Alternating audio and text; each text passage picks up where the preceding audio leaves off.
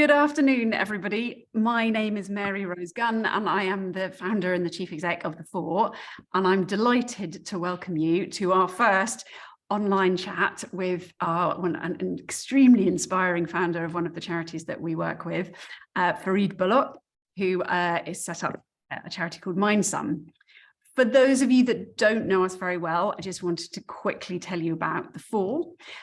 So we are a funder and a supporter of exceptional small charities, and we exist because we believe that there are some huge challenges that we are facing as a society at the moment: inequality, injustice, ill health, global climate crisis, and top-down solutions aren't going to be able to solve them.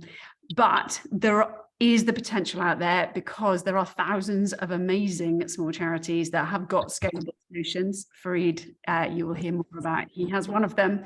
And we are here as a funder to try and make sure that they've got access to the funding and the skills that they need to be able to scale what they're doing.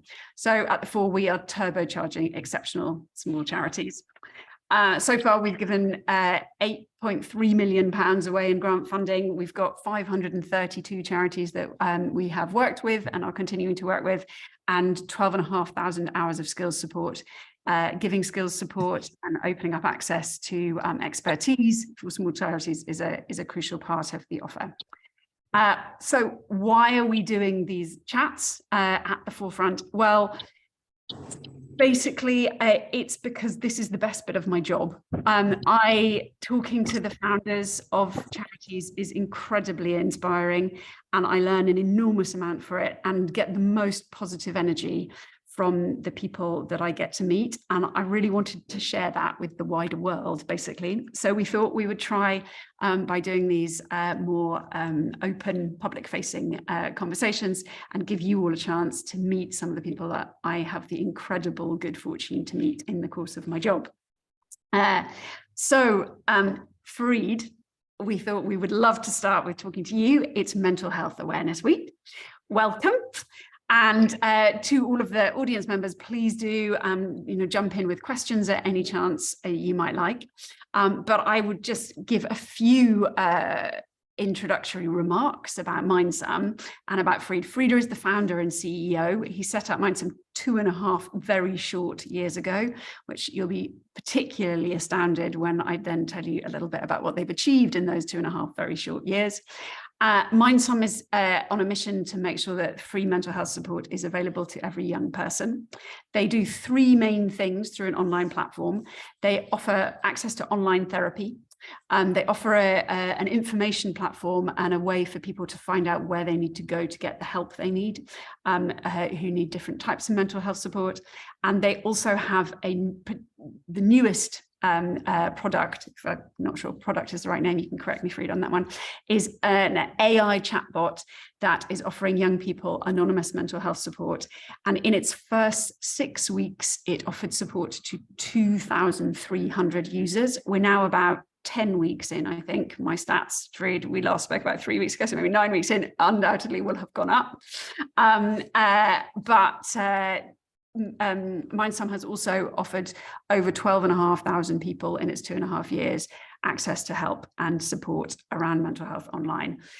The fact that you are here today listening as people who are involved makes me very aware that you are already concerned about the issue of mental health.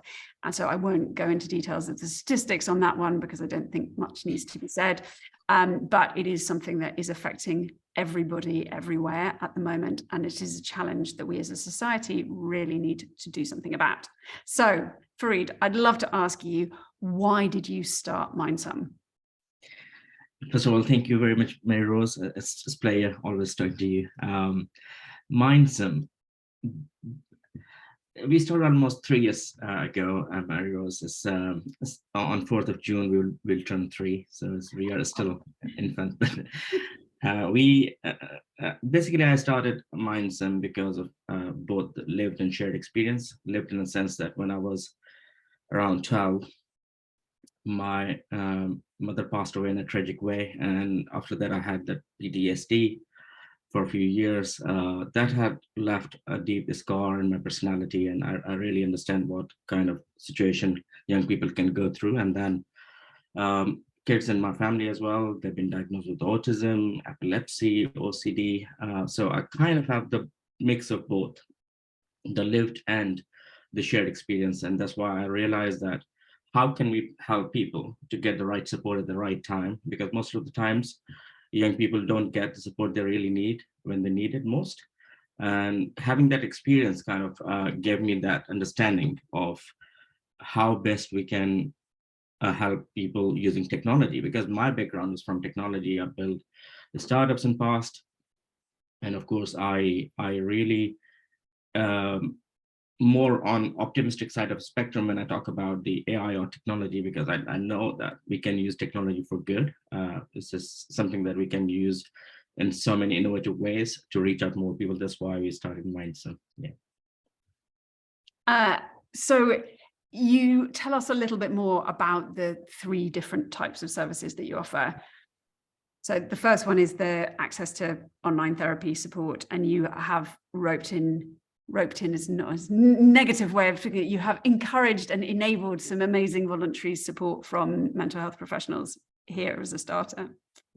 Yeah, there are basically it's not just one thing when we talk about the mental health. It's more like a holistic approach we need to look at, because people might just need not just needs a piece of information, a blog or video, but they just need more holistic approach to deal when it comes to mental health challenges. I normally don't say the word mental illness. I would use mental fitness, because illness, when we talk about the illness, it kind of it kind of has that low energy associated with illness. So I would probably use word mental fitness. So we need to talk about mental fitness more in positive way and in a holistic way. When I talk holistic, I mean by that is not just the right information, but we need to provide the right people who can provide the support at the right time. And we also need to provide the right self-help tools like AI bot we have built.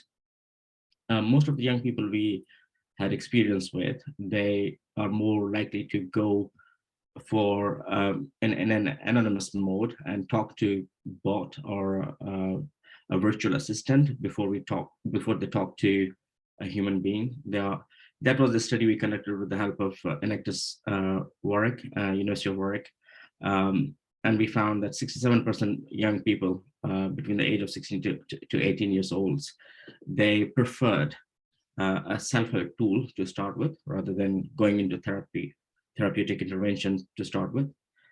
So that's why we provide the right information, connect with the right professionals, and provide the right tools, because we know that most of the young people that's our audience, they really need that kind of support at the start. And AI is something that at the moment is incredibly pertinent and in the news, often in a very negative way. Could you tell us a bit more about how, I know you tested your chatbot for 6 months, you yourself did the coding for it. Talk to us a little bit more about how you're making this safe for young people, and you are offering something that is going, you said yourself to me that you wanted to create something that you would be happy your son could use if he needed it. That's exactly right. Yeah. So I know there is a lot of concerns, I would say. There are debates going on. I know that this is one of the biggest moments in human history. The first time we met something really big was when we created a language thousands of years ago, and using that language, we built cultures, nations, societies, relationships, laws, and everything. But now this is the first time after that we are creating more kind of organic language or artificial intelligence-driven language, and that is becoming more powerful as we progress. And a lot of builders of large language models, they don't really understand how or which direction it will go. But what I'm confident about is that putting the right guardrails and putting the right regulations in place, testing it properly, not rushing to market any product is the best way to deal with it. yes, I know that a lot of people have that feeling of doomsday like kind of scenario or Terminator kind of situation. I'm not sure about that, to be honest. As I said, I'm more optimistic about using the technology in the right way. Technology itself doesn't is not good or bad. Is how we use it that makes it good or bad. Of course, with AI, it gives human beings a lot of power to build. Right now, you might have heard about that. ChatGPT or GPT-4, these kind of large language models, they have the capability to kind of create text, images, voices, audio, videos, and things like that. When you combine all of them, it creates new capabilities. And these capabilities can be both used in a good or bad way. In a bad way, I mean, you can create deep facts, which is really happening. But in a better way, you can create more useful technology, which can boost our productivity. I don't think we will lose a lot of jobs. I think the jobs will be much better. Yes, of course, there will be some sectors impacted in a really big way. So from mental health point of view, I think when we create, there are so many use cases we explored, but one of the use cases I'll talk about in a little bit detail is about the mental health understanding or diagnosis of mental health challenges. Now, AI is very good at recognizing the patterns. Okay, so when we did a project with the University of Salford, we kind of did it for like 6 months or so, and we found that we can understand any underlying mental health condition through the language itself. I mean, the way you're talking, the words you're using, the more future tense you're using, the more negative words you're using, there might be some underlying mental health condition. And that is where AI is very good at. And we spent 6 months to kind of figure out, we picked 5 mental health conditions and using sentence structure, pauses, and detection of how we understand the pattern of the words and all these things, that gives us very good understanding of finding out they might be suffering from anxiety, depression, or OCD or anorexia. And I think that's where we should be using mental health more, AI and more in mental health domain. And so, Fareed, tell me a bit more about what you're doing and how much you're achieving, and also how much you're achieving with so little. I know that you have huge amounts of volunteer support. You do, as I mentioned, the coding. You and one of your co-workers do all of the coding on a pro bono basis. But could you explain quite the impact that you're having and quite the small amount of resource that you are putting in to create that impact? Because I think that is a huge part of how impressive this is and how, you know, there is so much potential to it. Yeah, we were very extremely lucky to find the team. The team of volunteers and some small team members I have, they are very committed to the cause we are working towards. I mean, almost 70 to 80% of our team members and volunteers, they have lived or shared experience, and they understand what they are doing, basically how they are making impact on wider communities and societies. With very limited budget, I would say that we are very lean organization. We use every single penny very wisely. We think twice. We don't have huge overheads. I'm sorry, I have to just get this out there. Fareed is making this enormous difference on, at the moment, a budget of £60,000 a year. He is helping 12,000 people on 60 grand. That is, I mean, Fareed, I think that is just astounding. So I would just have to make sure people realize quite what we're talking about. You're not in charge of, 15 developers. You are getting people to donate their time. Yeah, that's a good point. I mean, a couple of my friends, I mean, they started right now. 2 of my friends, one is basically giving us more time building that AI bot. I put more time because I believe in it. Basically, it's my personal experience as well, and I really believe that we can make a big difference. Being a small charity, is you come across lots of challenges. It's not just the development, but you have to do lots of things, kind of helping people, because we need to make sure that whatever we are doing is right and creating impact. We are constantly monitoring the feedback we are getting. I mean, in last year, we were lucky to get feedback from 1,674 people we provided services to. And they recommended their family and friends. The more kind of, we don't have marketing budget, I would say. So it's more like a word of mouth, and people are kind enough to share their experience with their family and friends, and we get more people. So yeah, I think with the limit budget, you can do a lot of things. You just need to have, first of all, a great team, a good leadership team who knows all bits, and like from the technology point of view, as I said, technology helps us a lot to create that impact much faster and at much larger scale. We reach out more people. We talk to people across the UK, and that's just because of the technology we have built. The real-time bots or the platform that we have built is all basically helping us to create that much bigger impact at much lower cost. If you had some more, I mean, I remember when we were talking a few weeks ago, saying, you know, the funding does keep you awake at night, because even just raising the 60,000 that it costs to keep Mindsum going, some of which is through earned services through the site. But if you were able to have more funding, what would you be doing with it? Where's Mindsum going? What's the future look like?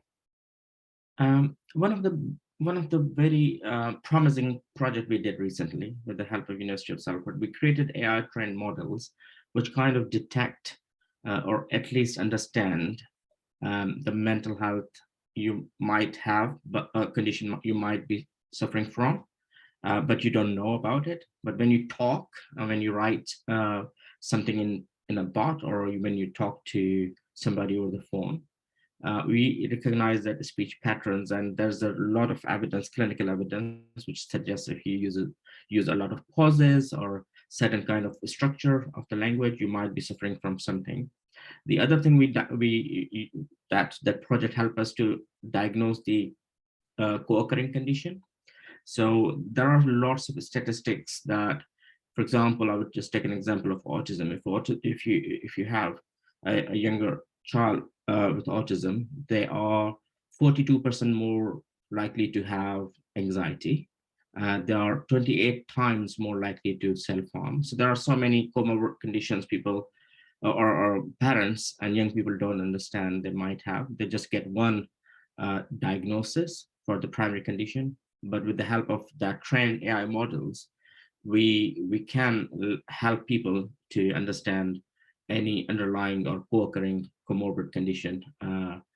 That's what we will be doing if we get funding to implement, to take that out of the lab after so much experimentation. I think we can use it to a limited set of people, 100 or 200 people, and to test it a little bit in a beta version, I would say. And then if we get more accuracy and make it more better, then we can roll it out to wider public, because it's one of the important things that people kind of suffer in silence. They might have something going on, but they don't really know what is going on. And with these kind of tools, using AI, we can help them understand their mental health better. We have a question from a listener who's asking, how is the quality of the chatbot answers assured? Would you like to give a bit more? So on our bot, for every response we show to people, there's a feedback loop, thumbs up and thumbs down. And if we get a lot of thumbs down for any response, so we have kind of some guardrails in place. So we kind of like an upward and downward kind of system. So we make sure that if something is not being appreciated or not liked, we can get out of that from our responses. Thank you. And with the with the future, what is it that most concerns you about what you're doing, and what are the kind of greatest challenges of it? I think we need to, from the AI point of view, I think we need to be more careful about what we are releasing. We need to put more time in testing whatever we do. We do it initially in the lab environment. Limited set of people are using it before we put that thing in the hands of people.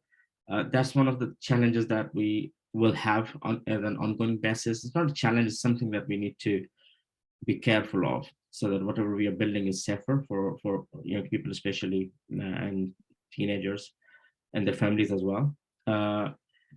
Of course, the other challenges is something we need to have reasonable funding or donations coming to us, so that we can build what we are trying to build or achieve what we are trying to achieve. I think with more grants and funding, I think we can deliver a lot more than what we have done last year. Most of the charities are struggling, as you know. Mary Rose is just not us, or not small charities, but even medium-sized charities struggle to raise funds because of, as you know, the economic situation and the cost of living and all that. So yeah, it's one of the big challenges. We have another follow-up question from Nori Murray. Thank you. She is asking, are you aware of any other UK-based organisations seeking to develop AI mental fitness support? There might be somebody, I'm not sure. I haven't seen, to be honest. If I would probably do a little bit of research, I might find, or there might be some people who might be already doing it.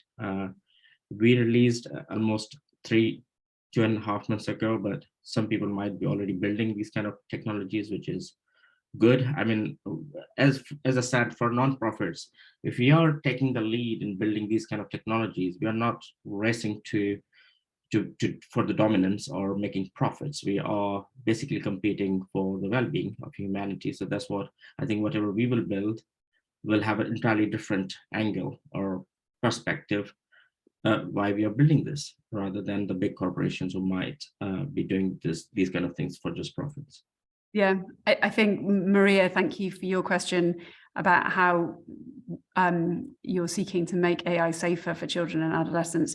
That sort of goes some way to answer that question, I think, in that by doing it for a non-profit or as a non-profit entity, you are inherently in it for the right reasons. Is there anything else that you might like to add for Maria and how you're making it safer? I mean, obviously you've talked about your guardrails already and the extensive testing that you did. Yeah, one of the things that most of the people might already know about the hallucination impact of the AI, which is if you have a longer conversation, it kind of can go rogue or kind of generate some of the answers which might not be appropriate. So right now we are limiting, how we're dealing with that challenge is to limit the number of conversations you can have within 24 hours. We limit that to 15. We know that hallucination or these kind of challenges come when you cross the conversation more than 100. So we are still doing a lot of testing around that, how we can. So the history of the chats, we don't save it. We are making it anonymized so that people can openly talk about it. So yes, we are making it secure, not to store any personal information or data, so that that is security as well. We've got questions now flooding in, and we're supposed to be finishing at 3:30. Some of these are similar to what Fareed's just been talking about, but Fareed Sabah is asking, where are public institutions in integrating AI into health assessments and support? And what's the dark side? I think it sounds like you've already sort of touched on the dark side, but yes, do you have any thoughts on the health? Yeah, I think different governments are doing different things, but here in the UK, as far as I know, that digital NHS, they are looking into different kind of approaches. One of those things are called digital therapeutics, but I'm not sure how they're embedding the AI into that. Normally, the government organizations are lagging in adoption. Normally, the smaller organization or new startups, they take the lead. So we will see eventually that adoption at some point by the government organizations like NHS or other trusts, I would say. I have got some extra questions as well.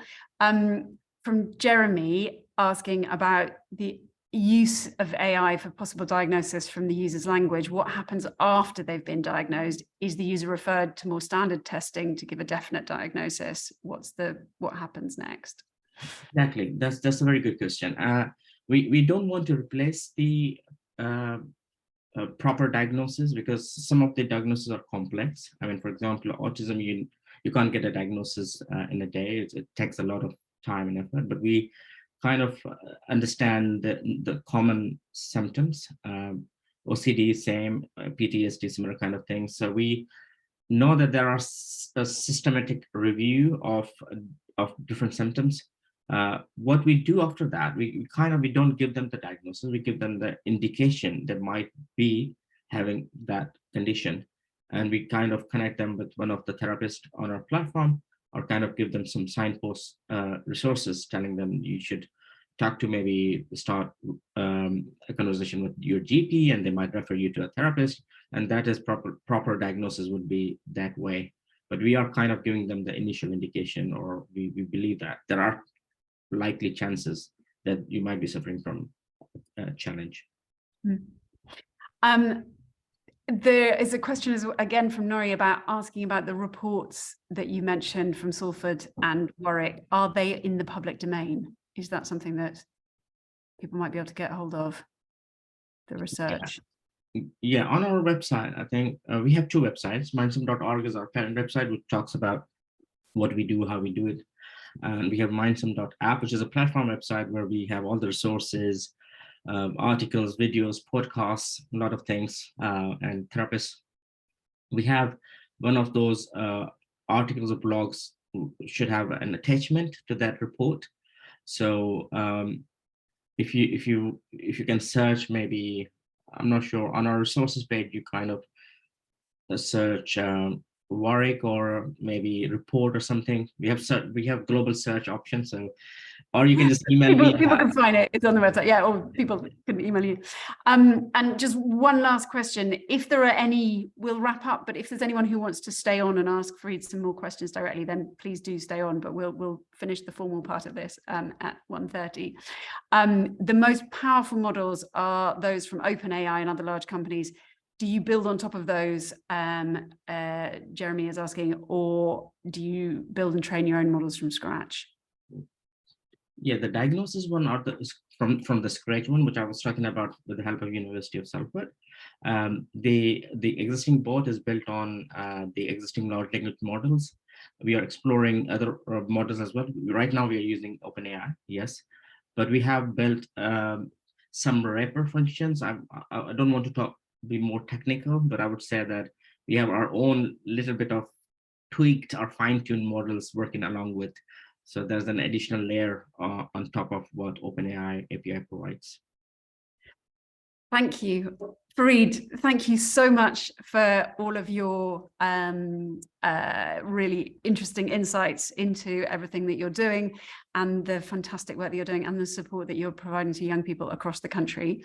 It's been really enjoyable talking to you. And if, as I said, anyone wants to stay on to ask any questions direct, please do. We'll be able to keep this open for a bit longer. But happy Mental Health Awareness Week. I hope it's been good for you. Thank you, everybody, very much indeed for your really interesting questions and for listening. And we look forward to hopefully you joining us again for our next, we'll be doing the next one in a month's time with our next social entrepreneur, who is Isla Horton from Grow Cardiff, which is an incredible sustainability charity based in Wales. So Fareed in Manchester, thank you very much. Have a lovely afternoon and a happy weekend. Thank you for having me.